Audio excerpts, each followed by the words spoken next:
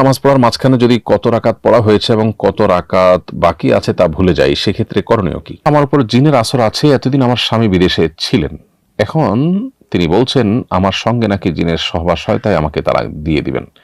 এই মুহূর্তে আমার করণীয় কি? কোন ব্যক্তি মারা গেলে তার পরিবার পরিজন, আত্মীয় স্বজন ও প্রতিবেশীদের করণীয় কি? প্রিয় দর্শক, তাহলে চলুন আমরা ইতিমধ্যে যে সমস্ত প্রশ্ন আমাদের কাছে চলে এসেছে শেষ প্রশ্নের উত্তর দেওয়ার পালায় প্রবেশ করি। আমি শুরুতে দেখতে পাচ্ছি হাদিসে কুদসি এবং কোরআনের মধ্যে পার্থক্য কি। হাদিসে কুদসি এটিও আল্লাহর কালাম বা আল্লাহর দিকে সম্বন্ধ করে বলা হয় যে আল্লাহ বলেছেন, আল্লাহর কথা। হাদিসে কুদসিও আবার কোরআনও আল্লাহর কালাম বা আল্লাহর কথা, কিন্তু দুটির মধ্যে পার্থক্য আছে। কোরআন হলো আল্লাহর সেই কালাম বা কথা যেটার ভাষা, মর্ম সবকিছু আল্লাহ তাআলার, যেটা জিবরিলের মাধ্যমে আল্লাহ তাআলা রাসূলের কাছে পাঠিয়েছেন। আর হাদিসে কুদসি হলো যেটার মর্ম আল্লাহ তাআলার কিন্তু ভাষা নবী সাল্লাল্লাহু আলাইহি ওয়াসাল্লামের, অর্থাৎ যেটা জিবরিলের মাধ্যমে আসেনি বরং নবী সাল্লাল্লাহু আলাইহি ওয়াসাল্লামের অন্তঃকরণে আল্লাহ তাআলা সরাসরি ওহী করেছেন, সেটা নবী সাল্লাল্লাহু আলাইহি ওয়াসাল্লাম তার ভাষা প্রকাশ করেছেন। এটা হলো হাদিসে কুদসি। যার কারণে হাদিসে কুদসির যে ভাষা সেটা সবসময় অকাট্য হওয়া জরুরি নয়, কারণ হলো সেই ভাষ্য বা সেই হাদিসে কুদসি বর্ণিত বর্ণনাটি বিশুদ্ধ হতে পারে, বিশুদ্ধ নাও হতে পারে, দুর্বল হতে পারে, কিন্তু কোরআনের যে বর্ণনা সেটির ভাষা এবং মর্ম সবই আল্লাহর পক্ষ থেকে আসছে, জিবরিলের মাধ্যমে নবী সাল্লাল্লাহু আলাইহি ওয়াসাল্লাম বলেছেন এবং সন্দেহাতীত সূত্র দ্বারা সেটি আপনার সংরক্ষিত হয়েছে। তো হাদিসে কুদসি এটাও আল্লাহর কথা, কোরআন আল্লাহর কথা, কিন্তু একটা আল্লাহ তাআলা নবী সাল্লাল্লাহু আলাইহি ওয়াসাল্লামের অন্তরে দিয়েছেন, তিনি তার মুখে সেটার ভাষা বা সেটার মর্মটাকে তিনি তার ভাষায় তিনি ব্যক্ত করেছেন। তো এই হলো পার্থক্য। এছাড়া কোরআনের শব্দগুলো সবই মুতাওয়াতির, একেবারে সন্দেহাতীত সূত্র দ্বারা অগণিত মানুষ শুরু থেকে আজ পর্যন্ত বর্ণনা করে আসছে, ছন্দের ঊর্ধ্বে উঠেছে। তাছাড়া হাদিসে কুদসি এটি স্পর্শ করার জন্য ওযু প্রয়োজন নাই, কিন্তু কোরআন স্পর্শ করার জন্য ওযু প্রয়োজন। এরকম আরো বেশ কিছু পার্থক্য আছে, কিন্তু হাদিসে কুদসিকে আল্লাহর দিকে সম্বন্ধ করার বিষয়টিও সুসাব্যস্ত, সুপ্রমাণিত, সেটাকে অস্বীকার করবার সুযোগ নয়। বিশুদ্ধ সূত্রে বর্ণিত হাদিসে কুদসির একটা বিশেষ গুরুত্ব রাখে, যেটি আল্লাহ তার রাসূলকে দিয়ে বলিয়েছেন। রাসূল সাল্লাল্লাহু আলাইহি ওয়াসাল্লাম নিজে থেকে যেগুলো বলেছেন সেগুলো আল্লাহ তাআলা দ্বারা নিয়ন্ত্রিত, এবং আল্লাহ তাআলা তাকে ওহীর মাধ্যমে তাকে দিয়ে আল্লাহ বলিয়েছেন। কিন্তু পার্থক্যটা একটা, আল্লাহ আল্লাহর কথা হিসেবে বলেছেন, আর নবী সাল্লাল্লাহু আলাইহি ওয়াসাল্লামকে আল্লাহ তাআলা কথা বলার তৌফিক দিয়েছেন, বলার আল্লাহ তাআলা নিয়ন্ত্রণ করেছেন। দুই জিনিস, একটা সাধারণ হাদিস, আরটা হলো হাদিসে কুদসি। এরপরের প্রশ্ন হলো, আমার কাগজপত্র নকল করে আমার নামে উপবৃত্তির টাকা তোলা হয়েছে, পরে সেই টাকাটা আমাকে দেয়া হয়েছে, কিন্তু বাস্তবে আমি এই উপবৃত্তি পাওয়ার যোগ্য নই। এখন শরীয়তের দৃষ্টিতে আমার করণীয় কি? উত্তর হলো যে আপনি যেটার যোগ্য নন, কিন্তু নকল কাগজপত্র দিয়ে আপনার জন্য সেই সুযোগ সুবিধা আদায় করা হয়েছে, এটি অন্যায় করা হয়েছে। যারা এটি করেছেন তারা গুনাহের কাজ করেছেন। আর আপনি একজন মুসলমান হিসাবে আপনার দায়িত্বশীলতার জায়গা থেকে এটি আপনি ভোগ করতে পারেন না, কারণ এটি আপনার হক নয়, অধিকার নয়। অতএব এই অন্যায়ভাবে যেটি তোলা হয়েছে সেটা আপনি ভোগ করতে পারবেন না, বরং যে প্রতিষ্ঠান থেকে তোলা হয়েছে সেই প্রতিষ্ঠানে এটি ফেরত দেওয়ার ব্যবস্থা গ্রহণ করতে হবে। এরপরে প্রশ্ন হলো, সাবেক প্রধানমন্ত্রী বেগম খালেদা জিয়ার জানাজায় সাধারণ মানুষের পাশাপাশি আলেমদের উপস্থিতি এবার বিশেষভাবে চোখে পড়েছে, অথচ রাজনীতিবিদদের জানাজায় এমন দৃশ্য খুব বেশি দেখা যায় না, এর কারণ কি? খুবই গুরুত্বপূর্ণ প্রশ্ন। সাবেক তিনবারের প্রধানমন্ত্রী বেগম খালেদা জিয়ার জানাজায় সাধারণ মানুষের পাশাপাশি আলেম ওলামা, মাদ্রাসার ছাত্রদের উপস্থিতিটা বেশ উল্লেখযোগ্য ছিল। এর অন্যতম বড় কারণ আমি মনে করি যে বেগম খালেদা জিয়া ব্যক্তিগতভাবে তিনি ইসলাম প্র্যাকটিস কতটা করতেন বা করতেন না সেটা তো আমরা সেভাবে জানি না, কিন্তু একটা বিষয় খুবই পরিষ্কার, সেটা হলো আমরা আমাদের শৈশব থেকে বেগম খালেদা জিয়াকে দেখে আসছি যে তিনি কখনো আলেম ওলামা বা ইসলাম বা কোনো ধর্ম এগুলো নিয়ে কখনো নেগেটিভ কটূক্তিমূলক বক্তব্য অথবা আপনার এদেশের মানুষ ধর্মপ্রাণ তাদেরকে সংক্ষুব্ধ করে কোনো কথা বলতে তাকে কখনো শোনা যায় না। অথচ তার দলের কোনো কোনো নেতাদের কোনো কথা দেখা গেছে ওলামা ইকরাম আঘাতপ্রাপ্ত হয়েছেন বা খোঁচা মেরে কথা বলেছেন, কিন্তু তিনি এই কাজটি কখনো করেননি। এটির মধ্য দিয়ে তিনি মূলত তার স্বামী শহীদ প্রেসিডেন্ট জিয়াউর রহমানের যে আদর্শ সেটিকে ধারণ করেছেন।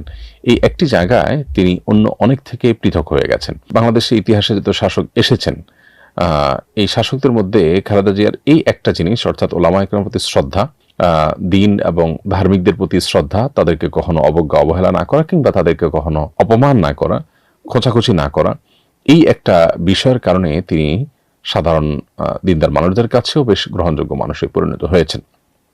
তাছাড়া প্রচন্ড রকমের মাজলুম হওয়ার কারণে বয়সেও এত জুলুমের শিকার হয়েছেন। পুরো পরিবার, তার ঠিকানা, আবাসন, জীবন সবকিছু যখন তছনছ করে দেওয়া হলো, তখন খুব স্বাভাবিক সাধারণ মানুষের সিম্প্যাথি তার প্রতি যুক্ত হয়েছে। আবার সময়টা রাইট টাইম ছিল, হয়তো বিগত সরকারের আমলে যদি তার মৃত্যু হতো তাহলে সেক্ষেত্রে সেখানে জানা যায় এত মানুষ উপস্থিত হওয়া সহজ ছিল না। মানুষ আসলে স্বাধীনভাবে কোনো কাজ করতে পারলে তখন মানুষ যেটা করে সেটাই হলো মানুষের মনের কথা। আর স্বাধীনভাবে যখন কাজ করতে পারে না তখন আসলে মানুষের সিদ্ধান্তের মাধ্যমে তার সঠিক যে অবস্থান সেটা সবসময় পরিষ্কার হয় না। যাই হোক, তো বেগম খালেদা জিয়ার বহুত্রী আল্লাহ তাআলা মাফ করে থাকে, আল্লাহ তাআলা জান্নাতবাসী করুন দোয়া করি। এবং তার যে বিষয়টার কারণে তিনি অনন্য হয়েছেন, তার অনন্য হওয়ার মতো আরও বিষয় থাকতে পারে, আমি যেটি কথা উল্লেখ করেছি সেটি, এবং তার স্বামী এবং শহীদ প্রেসিডেন্ট জিয়াউর রহমানের যে আদর্শ সেটি যেন এই দলের অন্যান্য নেতৃবৃন্দ তারা যেন ধারণ করতে পারেন, আমরা সে দোয়া তাদের জন্য করি। এবং ধর্মপ্রাণ মানুষদের দেশে ধর্মকে আপনার বিমাতা সুলভ আচরণ ধর্ম এবং ধার্মিকদের সাথে করার যে প্রবণতা দীর্ঘদিন থেকে চলে আসছে সেই প্রবণতা দূর হোক, এবং বাহিরের এজেন্ডা পুশ করার বা সেটাকে আপনার আরোপ করার সমাজের মধ্যে যে প্রবণতা দীর্ঘদিন থেকে চলে আসছে সেটা বন্ধ হোক, সেটা আমরা প্রত্যাশা করি। আবার দোয়া করি আল্লাহ তাআলা তার শোক সন্তপ্ত পরিবারকে সান্ত্বনা নসিব করুন এবং তাকে আল্লাহ তাআলা ভুল ত্রুটি মাফ করে জান্নাতবাসী করুন। আমি একটি মাল্টিন্যাশনাল কোম্পানিতে কাজ করি। অফিসের কলিগরা প্রায় বিভিন্ন কালচারাল ডিনার বা পার্টির আয়োজন করে থাকেন। সেখানে অনেক সময় এমন সব খাবার বা পানীয় থাকে যা মুসলিমদের জন্য নিষিদ্ধ। আমি যদি সেই অনুষ্ঠানে যোগ দিয়ে শুধু হালাল খাবার গ্রহণ করি এবং অন্যদের সাথে সৌজন্যতামূলক আচরণ করি, তবে কি আমার কোনো গুনাহ হবে? প্রিয় ভাই, এ সম্পর্কে মুসনাদে আহমদে একটা হাদিস বর্ণিত আছে জাবের রাদিয়াল্লাহু তাআলা আনহু থেকে, যে নবী করিম সাল্লাল্লাহু আলাইহি সাল্লাম পরিষ্কারভাবে আমাদেরকে বলেছেন যে ব্যক্তি আল্লাহ এবং আখিরাতের প্রতি বিশ্বাস করে সে যেন এমন কোনো মজলিসে খেতে না বসে যেখানে মদ সার্ভ করা হচ্ছে বা মদ পান করা হচ্ছে। তো এখানে আপনি মদ পান না করলেও বা মাদক গ্রহণ না করলেও সেখানে মাদক অন্যরা গ্রহণ করছে, সেখানে আপনি বসে হালালটা খাওয়াটাও আপনার জন্য এই হাদিসের আলোকে নিষিদ্ধ। কোনো আলেম এটার ব্যাখ্যা বলেছেন যে একটা টেবিলে মদ সার্ভ চলছে, আপনি অন্য একটা টেবিলে বসে, সেটা জায়েজ আছে, কিন্তু মজলিসটা আয়োজনটাই যদি হয় মাদকময়, সেখানে আপনি মাদক থেকে বেঁচে আলাদা করে কিছু খেলেন, সেটাকে অনেক ওলামা ইকরাম নিষেধ করেন বা সেটাকে অনুমোদন করেন না। যে এখানে দস্তরখান বলতে শুধু টেবিলই বোঝান না, তারা বলেন যে মজলিসটাই হলো হারাম হালালে মিশ্র মজলিস। তো এই মজলিসটা অ্যাভয়েড করা দরকার আমাদের ইমানি যে গায়রত আত্মসম্মান বোধ সেই জায়গা থেকে। এরপরে প্রশ্ন হলো, আমার উপর জিনের আসর আছে, এতদিন আমার স্বামী বিদেশে ছিলেন, এখন তিনি বলছেন আমার সঙ্গে নাকি জিনের সহবাস, তাই আমাকে তারা দিয়ে দিবেন। এই মুহূর্তে আমার করণীয় কি? কারোর উপরে জিনের আসর থাকলে জিনের সাথে তার শারীরিক সম্পর্ক হয়, এই ধারণা করা একেবারেই অমূলক। আর দ্বিতীয়ত হলো, যদি জিন কোনো নারীর উপর এ ধরনের জুলুম অবিচার করে, এটি যদি তার কাছে প্রমাণিত হয় বা মনেও হয় বা নারী অনুভব করেন, তিনি বলেনও, সেক্ষেত্রে শরিয়া দৃষ্টিকোণ থেকে তার উপরে কোনো দায় নেই, কারণ এখানে তার কোনো হাত নেই। আর বিষয়টাকে যেভাবে ব্যাখ্যা করা হয় সবসময় সেভাবে হওয়া জরুরি নয়। অনেক সময় এগুলো একান্ত মানসিক বিষয় হয়ে থাকে, অনেক সময় দেখা যায় যে জাস্ট স্বপ্ন হয়ে থাকে। এই বিষয়গুলোর ভিত্তিতে স্বামী স্ত্রীর মধ্যকার সম্পর্কের ইতি টানার মতো সিদ্ধান্ত এত সহজ সিদ্ধান্ত নয়। অতএব আপনার স্বামী যে সিদ্ধান্ত নিতে যাচ্ছেন সেটি আমার মনে হয় যে তিনি সঠিক সিদ্ধান্ত নিচ্ছেন না। এক্ষেত্রে এই বিষয়ে এক্সপার্ট যারা আছেন তাদের সাথে তার কথা বলা উচিত, ওলামা ইকরামের সাথে তার কথা বলা উচিত, এবং আপনি নিজেও জিনের আসর থেকে বাঁচার জন্য যে রুকিয়া, সে রুকিয়ার পদ্ধতিতে আপনার যাওয়া উচিত এবং রুকিয়া খুব সিরিয়াসলি আপনাকে অ্যাপ্লাই করা উচিত এবং সেলফ রুকিয়া প্রয়োজনে আপনার করা দরকার। আর এর পাশাপাশি আপনার স্বামীকে তার সিদ্ধান্ত নিয়ে আপনি প্রশ্ন তুললে তাকে ওলামা ইকরাম, বিচক্ষণ বিদগ্ধ ওলামা ইকরামের কাছে শরণাপন্ন হতে আপনি পরামর্শ দিতে পারেন, অন্যদের মাধ্যমে তাকে আপনি বোঝাতে পারেন, আর আল্লাহর কাছে দোয়া তো আপনি করতেই পারেন। কোনো ব্যক্তি মারা গেলে তার পরিবার পরিজন আত্মীয় স্বজন ও প্রতিবেশীদের করণীয় কি? কোনো ব্যক্তি যদি মারা যান তাহলে সেক্ষেত্রে পরিবার পরিজন আত্মীয় স্বজনের বেশ কিছু করণীয় আছে। এর মধ্যে একটা করণীয় হলো যে তার মৃত্যুকে আল্লাহ তাআলা ফয়সালা হিসাবে মেনে নিয়ে তাকদীরের প্রতি ঈমানের জায়গা থেকে বিলাপ না করা। বিলাপ করাকে শরিয়া খুব বেশি নিরুৎসাহিত করেছে, এবং জাহিলি যুগের যে সমস্ত প্রথা প্রচলন আমাদের সমাজে পরবর্তীতে বিভিন্নভাবে প্রচলিত ছিল একটা সময় পর্যন্ত বা কোনো কোনো ক্ষেত্রে আছে, তো সেটার মধ্য থেকে একটা হলো এই বিলাপ করা। এজন্য মারা যাওয়ার পর বিলাপ করা, অনেকে দেখা যায় জামা কাপড় ছেঁড়াছিঁড়ি আশ্রাশ্রি করেন এবং সহ্য করতে না পেরে অসহনশীলতার পরিচয় দেন। এগুলো আমাদের ঈমানের সাথে যায় না। এটা একটা বিষয়, এটা আমাদের পরিহার করতে হবে। দ্বিতীয়ত, দ্রুত কাফন দাফনের ব্যবস্থা করা, দেরি করে বিলম্ব করে দাফন কাফন করা অনুচিত। যত দ্রুত সম্ভব জানাজা এবং দাফন কাফনের ব্যবস্থা করতে হয়। নবী সাল্লাল্লাহু আলাইহি ওয়াসাল্লাম বলেছেন, আসরিউ বিল জানাজা, তোমরা দ্রুত জানাজার ব্যবস্থা নাও। আবার আরেকটা কারণ হলো আশপাশের মানুষকে জানানো যারা জানাজা অংশগ্রহণ করতে পারেন, কিন্তু জানাজার প্রচারের জন্য বা আপনার মৃত ব্যক্তির মৃত্যু সংবাদ প্রচারের জন্য আপনার বিলাপ টাইপ বা আপনার কৃত্রিম টাইপ প্রচারণা যেন না হয়, সেজন্য কিন্তু হাদিসে নিরুৎসাহিত করা হয়েছে। এবং মানুষ জানাজার পর আপনার দাফন কাফন এগুলো করে দ্রুততার সাথে তার যদি কোনো ঋণ থাকে তার পরিত্যক্ত সম্পদ থেকে সে ঋণ পরিশোধের ব্যবস্থা গ্রহণ করা, এবং ওসিয়ত থাকলে 1/3 টোটাল সম্পদের 1/3 মধ্যে ওসিয়ত কার্যকর করা, অবশিষ্ট সম্পদ যাতে করে অন্যরা কেউ কক্ষিগত করে ফেলতে না পারে সেজন্য খুব দ্রুততার সাথে ওয়ারিসের মধ্যে বন্টন করে দেওয়া উচিত। মাইয়াতের পরিবারের মৃত ব্যক্তির পরিবারের লোকজনকে আশপাশের লোকজন মেহমানদারি করা উচিত, যাতে করে তারা শোক কাটিয়ে উঠে তারপরে রান্না বাড়া ইত্যাদির দিকে মনোযোগ দিতে পারেন। সেটা প্রতিবেশী বা অন্যদের কাজ, সে সাথে তারা সমবেদনা জানাবে, জানাজা শরীক হবে, এই কাজগুলো তাদের করণীয় কাজের অংশ। ওয়াকফের জমি পরিবর্তন করা যাবে কিনা? আমার নানা রাস্তার পাশে একটি জমি কবরস্থানের জন্য ওয়াকফ করে গেছেন। এখন আমরা চাচ্ছি এই জমির পরিবর্তে রাস্তা থেকে তুলনামূলক দূরে অবস্থিত আরেকটি জমি কবরস্থানের জন্য নির্ধারিত করতে, এমনটা করা যাবে কিনা? উত্তর হলো না, ওয়াকফের জমি পরিবর্তন করা যাবে না, এবং যেটা ওয়াকফ করে গেছেন কেউ সেটার বিক্রিও করা যাবে না, পরিবর্তনও করা যাবে না। এটা যে জন্য ওয়াকফ করে গেছেন সেটার জন্য ফিক্সড হয়ে যাবে, এবং এক্ষেত্রে পরবর্তীতে ওয়ারিসরা পরিবর্তন বা চেঞ্জ করার অধিকার সংরক্ষণ করেন না। পরিষ্কারভাবে সহিহ মুসলিম হাদিসে নবী সাল্লাল্লাহু আলাইহি ওয়াসাল্লাম ব্যাপারে নিষেধাজ্ঞা আরোপ করেছেন। এরপরে প্রশ্ন হলো, আমি গাড়ি চালাচ্ছিলাম, হঠাৎ আমার হাতের ব্রেক ছুটে গিয়ে আরেকজনের পার্কিং করা গাড়িতে ধাক্কা লেগেছে। এর ফলে গাড়ির বড় অংশ ক্ষতিগ্রস্ত হয়েছে। ক্ষতিগ্রস্ত মালিক এখন আমার উপর নতুন গাড়ি কিনে দেওয়ার দাবি করছেন। আমি কি নতুন গাড়ি কিনে দিতে বাধ্য, নাকি ক্ষতির পরিমাণ অনুযায়ী ক্ষতিপূরণ দিলে হবে? উত্তর হলো, আপনি ক্ষতির পরিমাণ অনুযায়ী ক্ষতিপূরণ দিলেই হবে, নতুন গাড়ি কিনে দেওয়া আবশ্যক নয়। নতুন গাড়ি কিনে দিতে গেলে আপনার পুরো গাড়ির মূল্য আপনাকে পরিশোধ করতে হবে, যেটা আপনার প্রতি জুলুম হবে। অতএব যে ক্ষতি হয়েছে এই ক্ষতির ন্যায্য যে ক্ষতিপূরণ আপনার ক্যালকুলেশন করে বের হবে সেটা আপনাকে দিতে হবে। এরপরে প্রশ্ন হলো, 31st নাইটের আতশবাজির আগুন থেকে মিরপুর, মোহাম্মদপুর সহ বেশ কিছু জায়গা অগ্নিকাণ্ডের ঘটনা ঘটেছে। ফানুস উড়ে গিয়ে বিদ্যুতের তারে আটকে আতঙ্ক সৃষ্টি হয়েছে কোথাও কোথাও। প্রশ্ন হলো, এই অরাজকতা বন্ধের উপায়টা কি? প্রিয় দর্শক, আপনার কষ্টের জায়গাটা আমরা খুব ভালো করে অনুভব করতে পারছি। বেশ কয়েক বছর যাবৎ আমরা এ বিষয়ে সচেতনতা সৃষ্টি করবার চেষ্টা করছি। আলহামদুলিল্লাহ, আইনশৃঙ্খলা রক্ষাকারী বাহিনীর লোকজন তারাও দিনে দিনে এর ক্ষতিকর দিকগুলোকে অনুধাবন করতে পারছেন বলে মনে হয়, এবং তারা প্রতি বছরই একটু একটু করে এই ব্যাপারটাকে নিয়ন্ত্রণ করবার চেষ্টা করছেন, সেটা বোঝা যায়। যদিও এক্ষেত্রে চেষ্টাটা আরো অনেক জোরালোভাবে হতে পারে। 31st নাইটের যে কালচার, এই কালচারটা আমাদের দেশে আমদানি করা হয়েছে বাহির থেকে, সেটা আমরা সবাই কম বেশি জানি। এই কালচারের সাথে, কৃষ্টির সাথে এদেশের মাটির মানুষের কোনো কিছুর, এদেশের মানুষের ঐতিহ্যের, ধর্মের কোনো কিছুর কোনো সম্পর্ক নেই। অথচ পশ্চিমা দুনিয়া থেকে এটাকে আমদানি করেছে দেশের কালচারাল ফ্যাসিস্ট যারা, তারা এদেশে আরোপ করতে চায় যে সমস্ত কৃষ্টিগুলোকে, সে সমস্ত কৃষ্টিগুলোকে আরোপ করার অংশ হিসেবে এটাকে তারা আমদানি করেছেন। সেই সাথে এর পেছনে জড়িত আছে বেশ কিছু কর্পোরেট স্বার্থান্বেষী মহলের বাণিজ্যিক স্বার্থ। এর মাধ্যমে তাদের মাদকের বিজনেস সহ আরো বিভিন্ন বিজনেস তারা রমরমাভাবে করতে পারেন। তাদের সামান্য মুনাফা অর্জনের জন্য আমাদের তারুণ্যকে ধ্বংস করা, আমাদের সমাজকে ধ্বংস করা এবং আমাদের জীবনকে রিস্কের মধ্যে ফেলা, গোটা সমাজের মানুষকে আতঙ্কগ্রস্ত করে ফেলা, এটা কোনোভাবে গ্রহণযোগ্য হতে পারে না। 31st নাইটের উন্মাদনার সাথে তরুণদের খুবই অল্প একটা অংশ, হাতে গোনা কিছু উচ্ছৃঙ্খল তরুণরা এর সাথে জড়িত। অতএব সামান্য কয়েকজন উচ্ছৃঙ্খল তরুণের কাছে গোটা দেশের মানুষ জিম্মি হয়ে যাবে। অল্প কিছু অমানুষের কারণে গোটা দেশের মানুষের জীবন অতিষ্ঠ হয়ে পড়বে। এটা আসলে কোনোভাবে কোনো সভ্য সমাজে অন্তত গ্রহণযোগ্য হতে পারে না।